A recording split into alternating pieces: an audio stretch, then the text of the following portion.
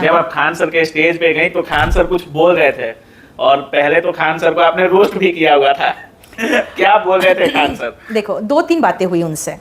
एक तो सबसे पहले मैं गई हूँ तो उन्होंने अपने पापा से इंट्रोड्यूस कराया, अपनी माँ से इंट्रोड्यूस कराया कि बिल्कुल ये कोचिंग जगत की लेडी सिंघम है, और इन्होंने माइनस से शुरुआत किया, हम लोगों ने 0 से शुरुआत किया अच्छा। है, ये तो बिल्कुल माइनस में गई है, फिर इन्होंने शुरुआत किया है। और एक इंसिडेंट वो याद रखे हुए थे, जिस समय 2020 में उनको जान से मारने का मतलब धमकी आया था, और उसके बाद वो ऑनलाइन आना छोड़ दिए थे, और उस समय उनका चैनल एकदम स्ट्रेट ऐसे जा रहा था। तो मैंने उनको फ़ोन करके कहा था कि तुम बहुत लकी हो जो तुम्हारा इस तरह से ग्राफ जा रहा है ऊपर, अभी उसको मत छोड़ना।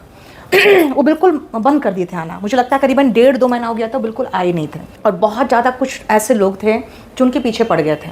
तो मैंने उनसे सीधा बात किया था कि एकदम मोर्चा मत छोड़ना, क्योंकि तुम्हें नहीं पता ये जो शूट करता है ना किस्मत, ये बहुत मुश्किल से शूट करता है, और मोर्चा थामे रखना। वो चीज़ वो याद रखे थे, और अपनी माँ को कह रहे थे कि जैसे आप मुझे समझाती थे ना, वैसे ये मुझे समझाती थी। तो बड़ी बहन की तरह ये हमेशा साथ में खड़ी रहती थी। तो बस ये सब वो बातें बोल रहे थे। फिर मैंने अलग माहौल किया, क्योंकि वो मेरी तारीफ कर रहे थे, जो मुझे थोड़ा, आप उनके पत्नी से, खान सर की पत्नी से तो आप कह रही थी। मैंने ये बात चेंज किया। मैंने कहा सुनो, अभी तक बहुत बोलते थे तुम लड़कियों के खिलाफ, अच्छा। अब तुम बोल लेना।